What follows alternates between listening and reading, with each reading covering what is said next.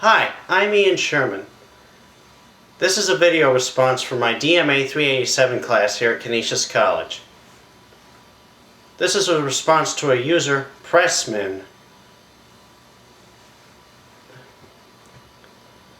Now, everybody remembers classic PBS from the 80s and 90s with hits like The Electric Company, Firing Line, and even Wall Street Week. But me, I'm more interested in the obscure and rarer shows. And one such show I'll be profiling is the ever-elusive AM Weather. AM Weather was a morning weather program broadcast early in the mornings, either 15 minutes before or after the hour, usually around 7 or 8 a.m. It was co-produced by Maryland Public Television and NOAA, the National Oceanic and Atmospheric Administration, which of course was a good deal because 3 of their meteorologists were chosen to be the hosts. They were Carl Weiss, Joan Von Ahn, and Wayne Winston. Every day, the program began with a satellite segment, profiling the locations of the jet stream and a few satellite pictures over the continental U.S. and North America. Next came the radar segment. This showed the movement of precipitation over the last few hours before AM weather started. This was done by means of either a local NOAA composite and mostly by means of a national radar summary. Next up was the national map, showing current weather and the location of high and low pressure centers, fronts, isobars, and troughs. Next came the forecast segment. This is where they focused on the future. It featured the same shading and symbols as with the national weather map.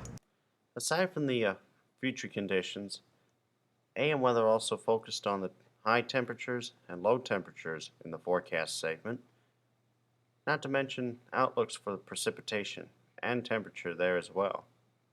Other segments included the crop moisture chart during the growing season and a snow cover chart during the winter.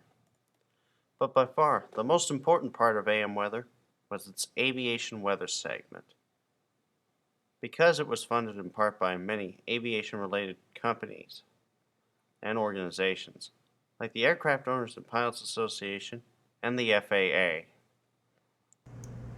The aviation weather segment was dedicated to 4 components of aviation weather: the location of marginal visual flight rules and instrument flight rules, aircraft icing, turbulence, and winds aloft.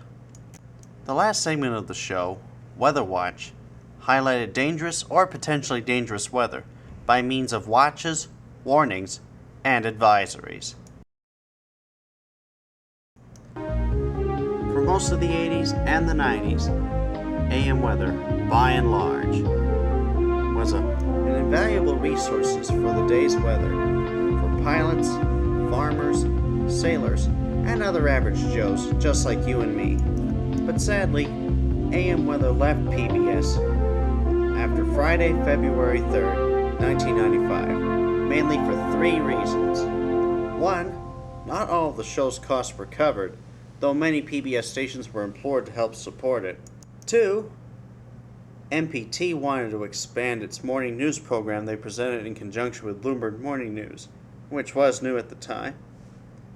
And 3, cable TV was becoming more common in homes, along with the sudden upsurge of the Weather Channel. Now, ever since AM weather went off the air, I have been on a quest to scrounge every possible location of the show as I could to try and relive those memories.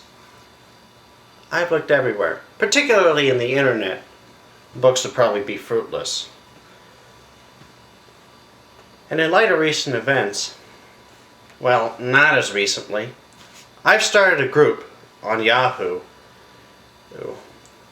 In fact, I'm the only member here, but I've uploaded a lot of content, including forecast maps, sets, and even logos used throughout the show. Now, if you remember AM weather greatly, whether you're a pilot who's benefited greatly from the show, a weather junkie, anybody who has worked on the show, or just a classic PBS fan, then this is the group for you. You'll find the address listed in the description.